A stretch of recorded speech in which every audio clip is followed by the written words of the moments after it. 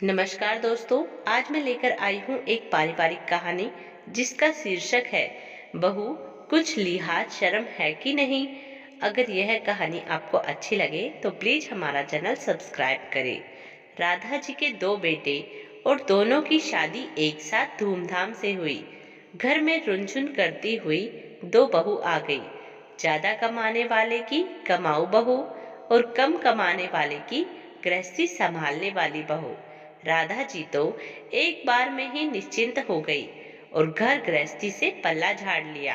घर खर्च चलाए छोटी बहू और गृहस्थी बड़ी बहू संभाल ले। छोटे बहू बेटे की पोस्टिंग दूसरे शहर थी तो दोनों शादी के 10 दिन बाद ही चले गए थे।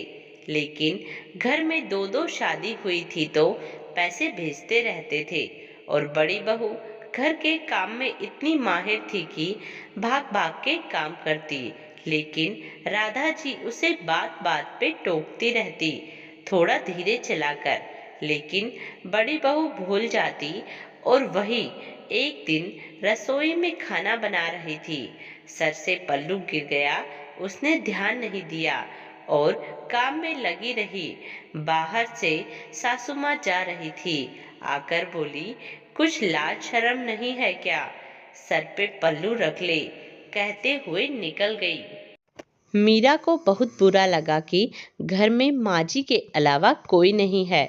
पल्लू गिर गया तो क्या हुआ, रसोई में ही थी, किसने देखा?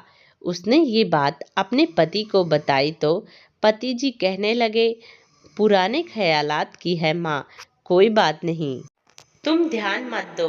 पर माँ जी, चाहे घर में कोई बाहर की औरत भी आए तब भी बड़ा सा घूंघट कर चाय देने बाहर आओ। ऐसे ही मैं चाय देने आई तो घूंघट में कुछ दिखा नहीं और मेरा पैर उलझ गया साड़ी में और मैं गिर गई, बाल बाल बची, वरना गरम चाय मेरे ऊपर। पर सासू माँ को मेरी नहीं चाय की चिंता थी। बोली, सत्यानाश हो इसका, इतनी चाय खराब कर दी, अब और दूध भी नहीं है बता। और चाय का शौक करने लगी। मीरा बेचारी चुपचाप आंखों में आंसू लिए बाथरूम में चली गई।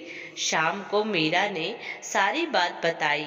तब पति जी कहने लगे, तुम तो ठीक हो ना, कोई बात नहीं, माँ तो ऐसे ही करती है, तुम ध्यान रखा करो थोड़ा। अंदर से आवाज लगा देती चाय के लिए। मीरा ने कहा, मैंने बोला था। तब माँ जी बोली, कोई नहीं है, पड़ोस की औरत है, आजा घूंघट करके।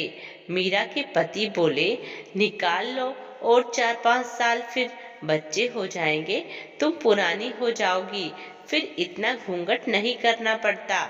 मीरा बेचारी चुपचाप अपनी गृहस्थी संभाल रही थी। छोटी बहू बेटे का ट्रांसफर अब उन्हीं के गांव के पास हो गया तो अब वो दोनों परिवार के साथ ही रहने लगे।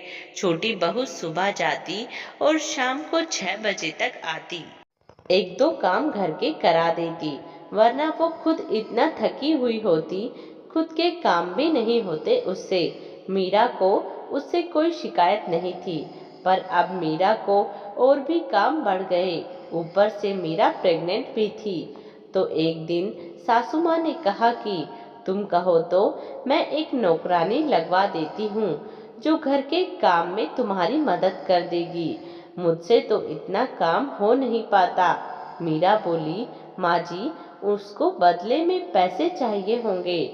तो माँ जी ने कहा, हाँ पैसे तो देंगे, वो सब कर देगी, बर्तन झाड़ू पोछा कपड़ा। मीरा कहने लगी, माँ जी, फिर तो बहुत रुपए लगेंगे महीने के तो। बीच में ही सासू माँ ने टोकते हुए कहा, बहू तुम परेशान हो जाती होगी और छोटी बहू के पास समय नहीं है इतना। वो कह रही थी कि पैसे मैं दे दूंगी, आप काम वाली लगवा लो। और बहू, अब तुम इतना घूंघट मत किया करो, सभी अपने ही तो लोग हैं, लिहाज शर्म तो आदर सत्कार से होता है, घूंघट से नहीं। मीरा माँ जी की बात सुन सुनकर बहुत आश्चर्यचकित हो रही थी। बाद में मीरा को पता लगा कि ये सब छोटे देवर की वजह से हो रहा है। माँ जी में इतना बदलाव उनकी बदली हुई थी तो उन्होंने शर्त रखी थी, घर में हम तभी आएंगे जब माँ जी मेरी बहू के साथ भाभी की तरह टोका टाकी ना करे और मेरी बहू घूंघट नहीं रखेगी और घर के काम भी उससे नहीं होंगे। भाभी तो सहन कर लेती है, मेरी बहू नहीं कर सकती, वो आजकल की लड़की है। बस तभी से माँ जी को भी पता लगा कि लिहाज और